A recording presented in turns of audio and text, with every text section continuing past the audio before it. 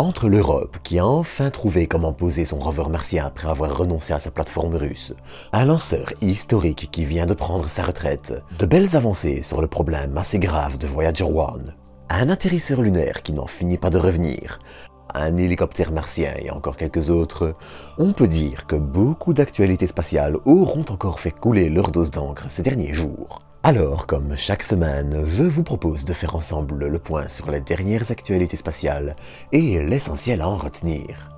Mais avant de commencer, je tenais aussi à vous inviter à vous abonner si vous ne l'êtes pas encore, ainsi qu'à partager cet épisode pour soutenir la chaîne. Enfin, si vous avez quelques idées de sujets que vous aimeriez voir abordés dans une future vidéo, sachez que je vous prépare un petit stock pour quelques congés, donc n'hésitez pas à me dire de quoi vous auriez envie dans les commentaires.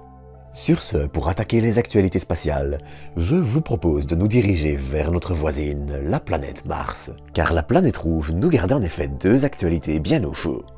Déjà, le rover européen Rosalind Franklin, qui devrait décoller vers Mars en 2028, a enfin une plateforme d'atterrissage. Et ça n'a l'air de rien comme ça, mais ça signe peut-être enfin la fin d'un parcours plus que chaotique pour le rover. Censé décoller en 2018 en utilisant un lanceur et une plateforme d'atterrissage martienne russe, le rover a en effet subi énormément de retard, voyant son décollage repoussé à 2020 puis 2022. Puis en 2022, le choix fut fait, pour des raisons évidentes, de faire route à part et de continuer le développement du rover sans la Russie. Ça impliquait dès lors de trouver une nouvelle solution pour acheminer le rover vers Mars, solution qui vient d'être annoncée. C'est en effet l'entreprise française Thales Alenia Space qui se chargera de la conception et de la fabrication de cette plateforme, le tout pour un lancement prévu en 2028 depuis Cap Canaveral, même si le lanceur qui sera chargé de faire rejoindre Mars au rover n'a pas encore été annoncé. Les choses seront donc à suivre pendant quelques temps encore, mais il est en tout cas particulièrement réjouissant de voir le rover taillé pour trouver la vie sur Mars en bonne voie pour son lancement, après plusieurs années de retard. Mais pendant ce temps-là, il y a un autre rover qui, lui, est déjà bien sur Mars, Perseverance. Et ce dernier, en plus de nous régaler avec son flot d'images quasiment quotidien, allait aussi nous envoyer une nouvelle photo de son défunt petit compagnon, l'hélicoptère Ingenuity, qui valida les technologies liées au vol martien en surpassant toutes les attentes. Et cette nouvelle image aide aussi à mettre en évidence un nouveau débris de pale, celui de droite, ainsi que les traces laissées par l'hélicoptère à sa gauche lors d'un atterrissage bien trop brutal, qui lui coupa littéralement les ailes. Et pour rester dans les joyeusetés, on notera aussi que ce 9 avril en début de soirée, United Launch Alliance lançait pour la dernière fois son lanceur Delta IV Heavy, désormais à la retraite après 20 ans de bons et loyaux services. La famille de lanceurs Delta, dont l'histoire remonte aux environs des années 60, avait, et je ne parle ici que de la version Delta IV Heavy, lancé différentes missions importantes telles que Parker Solar Probe, l'objet humain s'approchant le plus du Soleil, ou encore le premier vol de test de la capsule Orion en 2014. Mais il n'y a pas non plus que du négatif. Son héritage, lui, continuera d'exister encore plusieurs années. C'est en effet son second étage, le Delta Cryogenic Second Stage, qui sert de base à l'Interim Cryogenic Second Stage, qui est quasiment identique, du lanceur lunaire SLS. Et si sa future évolution, l'Exploration Upper Stage, sera relativement différente, eh bien, elle contiendra encore un peu de l'héritage des lanceurs Delta, et ce pendant encore plusieurs années. Avec le lancement d'un satellite de la défense américaine ce 9 avril, la famille de lanceurs, désormais à la retraite, laissera aussi place à de nouveaux lanceurs comme Vulcan, dont le bilan en fin de carrière risque bien d'être tout aussi historique. Malgré quelques retards, mais j'en reparle dans un instant. Car ces derniers jours, les regards allaient aussi, et surtout, être tournés vers la Lune. Déjà, ce 8 avril, une magnifique éclipse solaire totale fut visible sur une partie du continent américain, ce qui fut l'occasion de voir une pluie d'images tout aussi somptueuses les unes que les autres.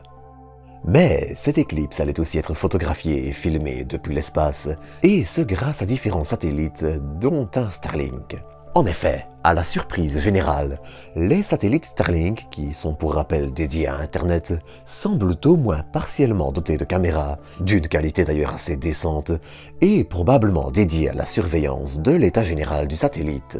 L'occasion donc d'apprendre un petit détail technique croustillant sur la constellation de SpaceX, et de profiter de quelques images de l'éclipse.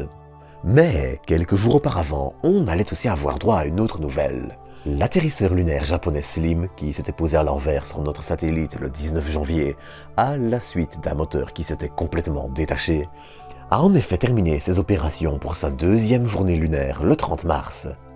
Pour rappel, l'atterrisseur, qui s'était réveillé pour une seconde fois le 28 mars, est tellement mal positionné que le Soleil ne peut lui fournir de l'énergie que quelques heures par journée lunaire.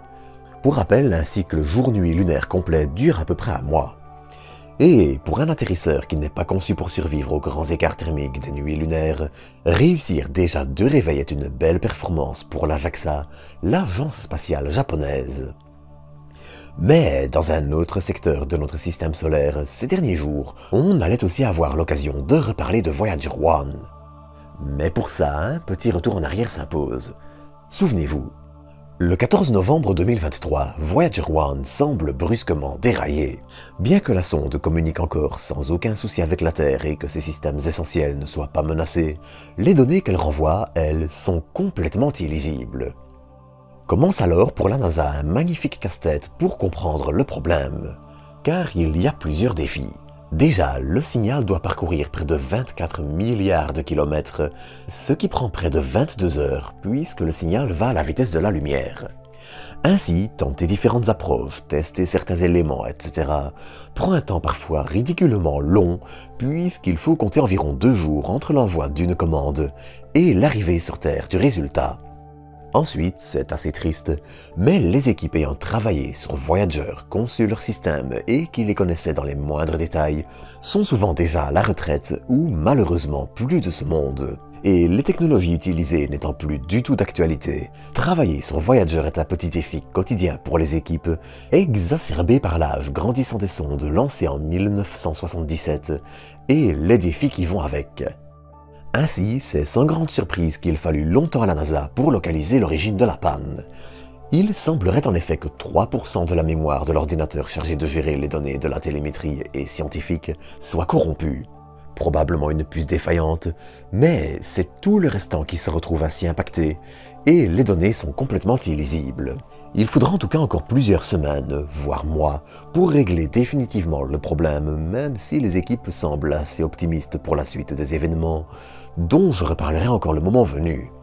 Pour terminer l'épisode, on notera la publication de nouvelles images de la navette cargo et autonome Dream Chaser, lors d'essais dans une chambre à vide. Malheureusement, alors qu'elle n'est plus très loin de terminer ses essais au sol et ses préparatifs avant le lancement, les nouvelles ne sont pas excellentes et le problème vient de son lanceur, Vulcan, construit par United Launch Alliance. Bien que la situation soit assez confuse, il semblerait que Blue Origin, qui fournit les moteurs du lanceur, ait pris quelques retards ces derniers temps avant de récemment doubler leur capacité de production.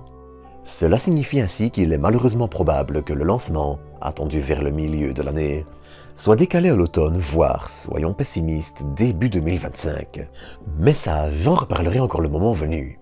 D'ici là, à bientôt pour de nouvelles doses d'espace.